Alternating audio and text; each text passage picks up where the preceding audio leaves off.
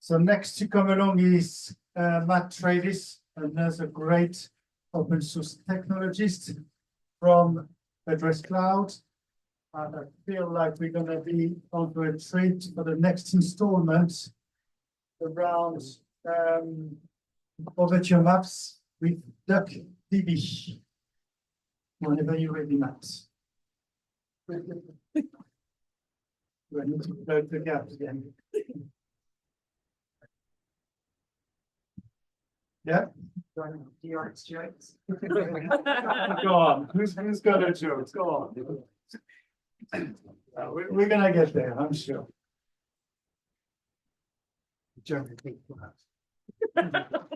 Oh.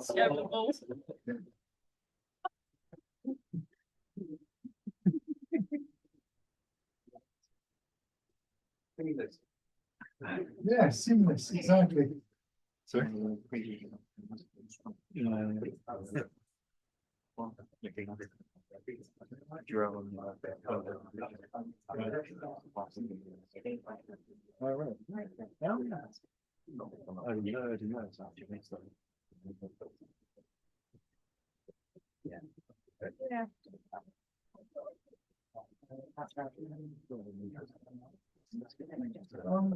Oh no, what's happening? There you go.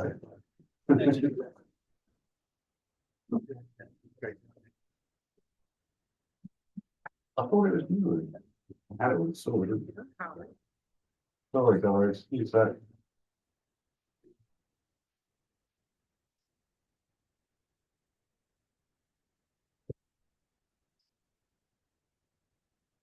Okay.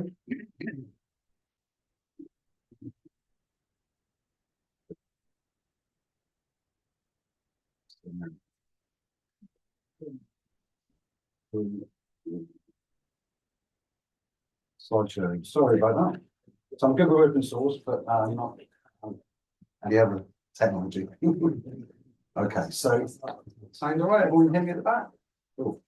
Okay, so yeah, I'm Matt Travis. I work for Addresscloud, and I'm going to talk about unlocking Overture with DuckDB and other tools. So yeah, at Addresscloud, the main thrust of what we do is take lots of data in various places, merge it all into one kind of like API, and then provide that out to insurers. So our main market is insurers. We've recently moved to a more global field, so we're trying to get into America, Australia, Europe. So we're taking the flood data that we provide. But a massive part of what we wanted to do is bring buildings data in and bring global buildings data. So for us, Overture came at exactly the right time. So we're very fortunate. So we started a project to get the main buildings for the buildings for the main countries that we wanted. And I started off by using various different tools. Obviously, QGIS quick OSM plugin, you might have come across that. It's good for very small areas. It can't scale up. It uses the overpass API in the background. So if you hit that, there's limits. Fair enough that the Overture, the OSM project is an open project funded. And OSMX is a tool that you can use. It's a Python library. I'll use that quite a bit. And we basically use that to take, it also uses the overpass API, but then through a Python library. And we use that for a bit. It was okay, but it was quite slow and you had to batch it. The other option to do, probably a lot of people have used this in the past, is the GeoFabric website. So you get a lot of logs. So you go on there. It's been around for a long time now, and it's a really great tool. It's just for OSM, but you can go via continent, country. I think it goes down to slightly lower levels. And then once you have that data, I think you get it in form like a zipped PDF. You can then use tools like Osmosis or PG-SQL to OSM to ingest that into a Postgres database. The problem with that is twofold. So first of all, if you want to plan it, you have to extract the entire planet file, which is about 144 gig. So even with a good download speed, I mean, 144 gig in terms of like these days isn't that big, to be fair, but it's the server that you're getting the data from. It's not the fastest, so it takes a while to get that data. I mean, I was on 500 meg. I tested it yesterday, and I think it was like 2-3 hours on that. So yeah, it takes a while. And then you have to load into Postgres. This is a few years back now, but this literally was me. I think. Just going back, and the thing is, like with anything like this, if you're checking, you have to constantly check, and then if it messes up, you have to start again. So we've all been there. We know what it's like. So Overture Maps came to the rescue for us. It's basically.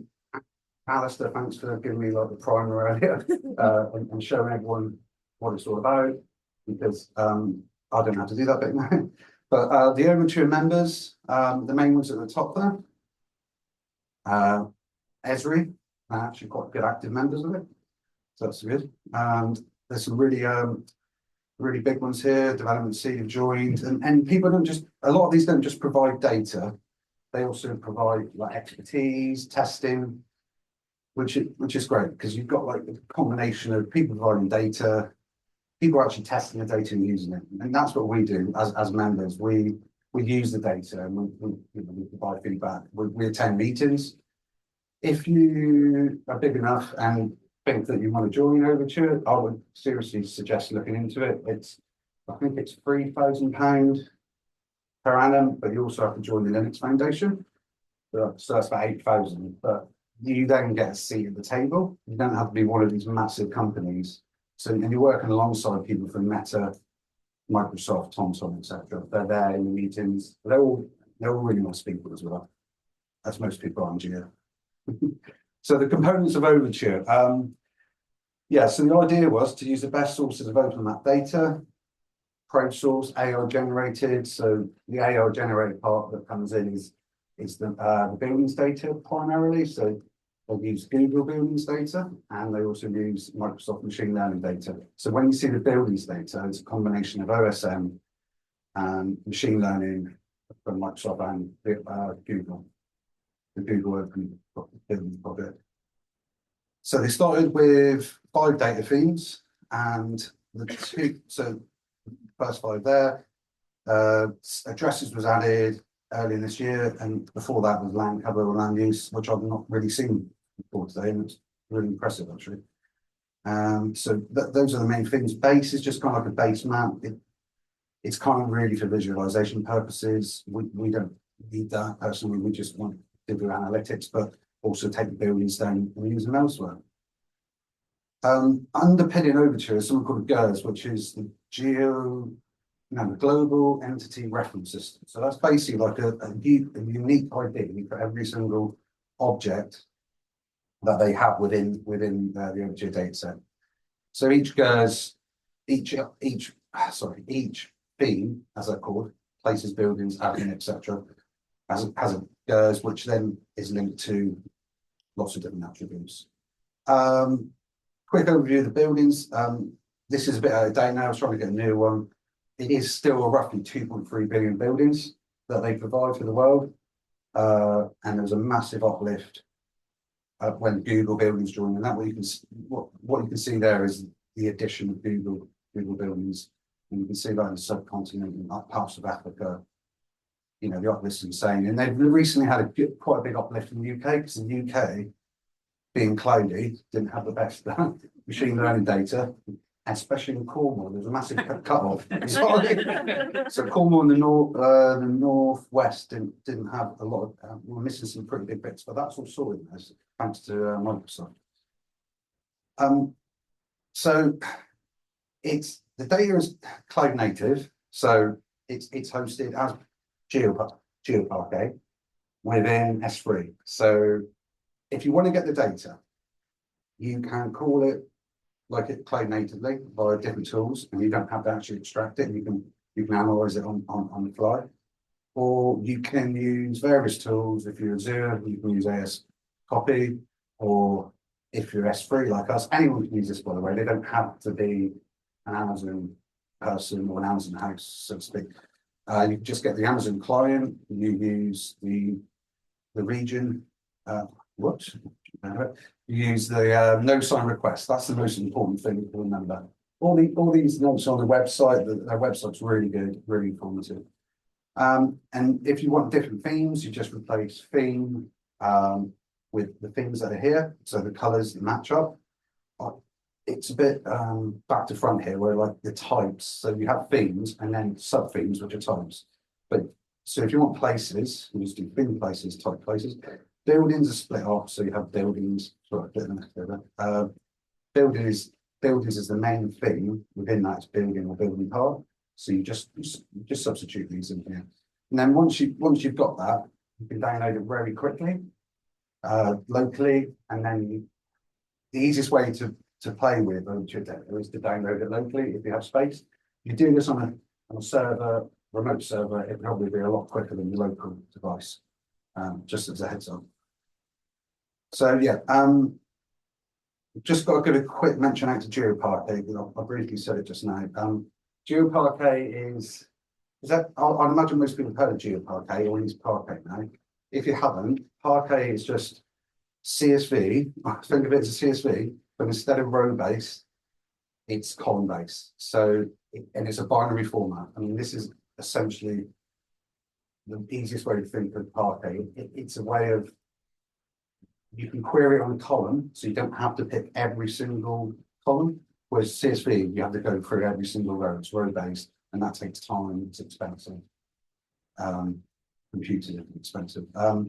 So yeah, GeoParquet, it's now adopted by all the major, most of the major companies. Some BigQuery. You can use it in GDAL from 3.5 onwards, which is great. Which means QGIS also has GeoParquet. So if you get the data, you can extract it using the tool that Alistair was on about earlier, or DuckDB, and then you can load it straight to QGIS. It renders really quickly, even like with big files with hundreds of millions of buildings. Don't try to do too much analysis on it though, because QGIS will just die. But unfortunately, at the moment, QGIS on Linux or Mac will not work directly with GeoParquet. You need to do a bit of fiddling. You have to install it via Thunder. And that is all on this website, the GeoParquet website, which I'll put a link to this page. How much time have I got? My legs in the head of it. 5, yeah? Okay. So I'm going to do a quick demo. Okay, so DuckDB. So GeoParquet is kind of like the glue, the data format that both DuckDB Overture's supplied is GeoParquet. DuckDB can read GeoParquet really well.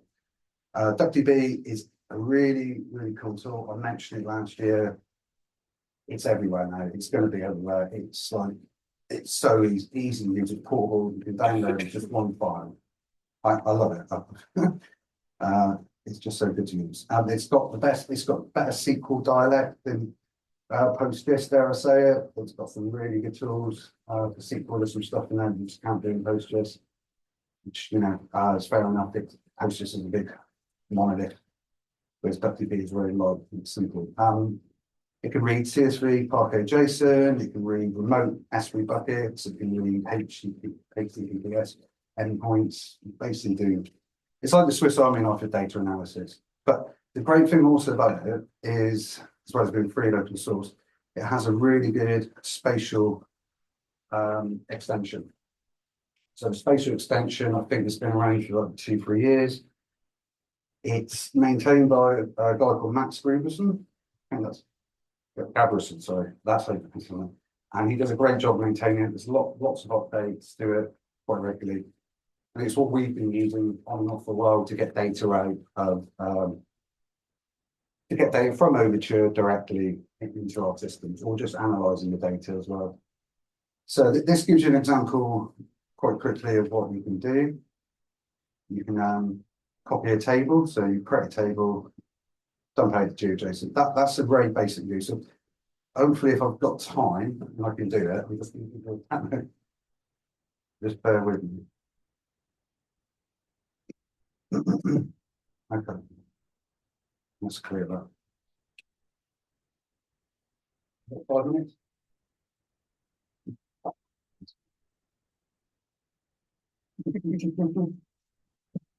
Okay, so this is DuckDB on the right hand side here. So really easy to install spatial plugin or extension as they call it. Install spatial, load spatial. So that's there now. So you could do a pure cloud native call to the S3 bucket. I won't do that now because it might take time. If it's on a decent speed, that would happen. That would work really quickly. I tested yesterday at home, and you can basically do aggregate calls, aggregate SQL calls in seconds, really, to a remote bucket full of data. This one here is one that I worked on earlier. So I've downloaded I've used S3 client to download it to a local directory called Places. What's happening here is I'm basically going to remove the candidate. Just see if that works. No. Here we go. Oh, there we go. Let's just do this then.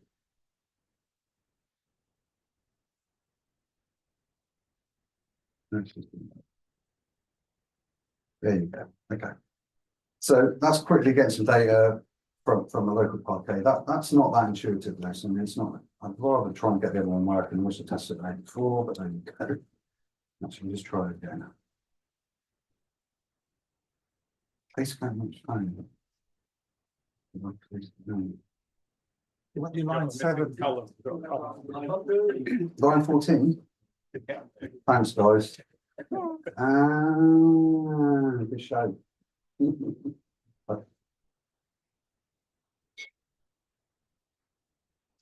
There you go. Okay, so that's quickly done SQL call Places. The reason I got Places down is because it's a lot smaller and build is easy to use.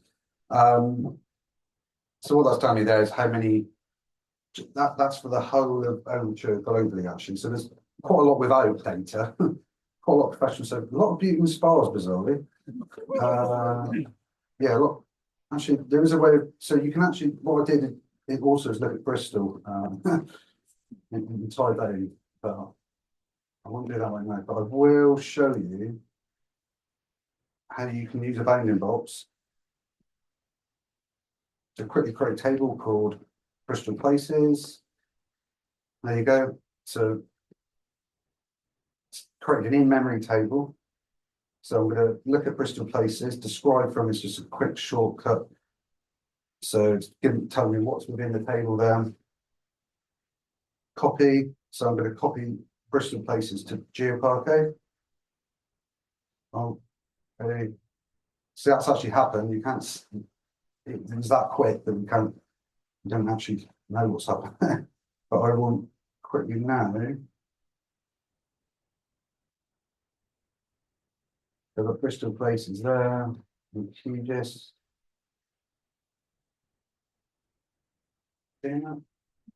Yeah, I'll get rid of the thing at the bottom. Measure Places data. You can also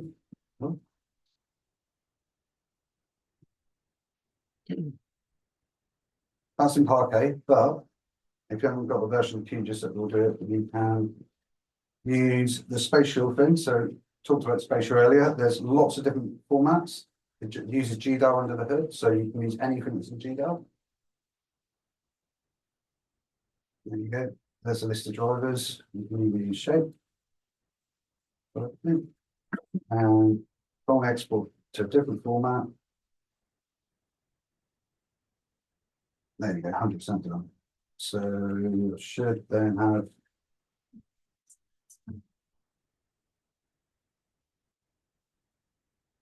there it is up top.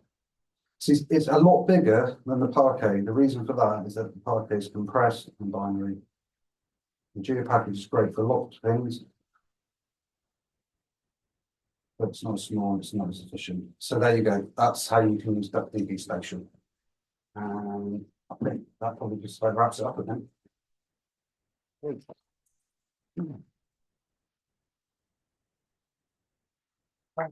Thanks very much, Matt. While Nick comes down, any questions for Matt?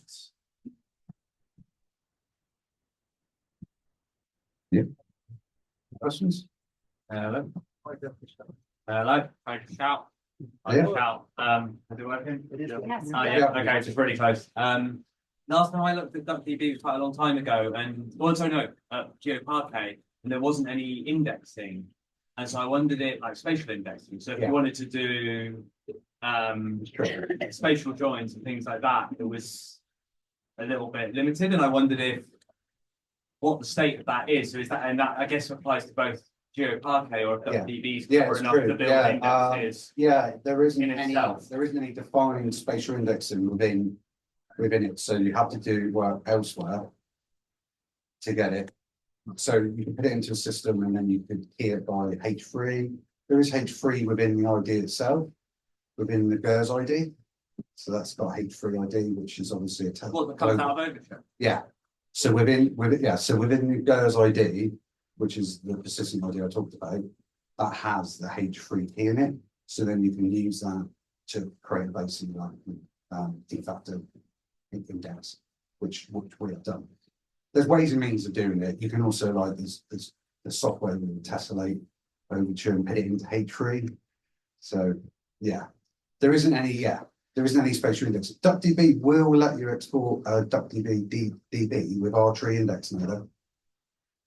So you can save the actual table. So But yeah, DuckDB I mean- built an index, but it's not in the Parquet. And it's not on the file. Parquet file, no, definitely not. But the Parquet for me is a way of distributing data, and yeah, a way of distributing data essentially, and it's a regular word. And yeah, but if you, yeah, I'm trying to find.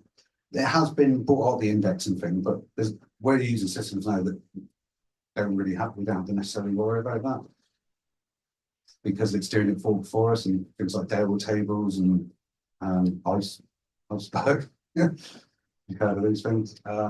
Any other questions? Yeah. Dennis? I saw you using the GeoJSON output format, which could be quite verbose. Does DuckDB Yeah, support I wouldn't use that. It was just the default one I copied. Does DuckDB support NVT or buffer or anything else? It supports anything that's in that list of GDAL drivers. Okay. Yeah, so you can export the PM tiles, which is great for vector tiles, which we haven't stopped trying to use. But yeah, it's like Swiss Army knife of like GDAL is a Swiss Army knife of data translation. It builds on top of that. Thanks, Matt. Great demo of DuckDB. I now see why everyone's raving about it, so thanks for that. To play slightly devil's advocate, can you get access to Overture data without using code?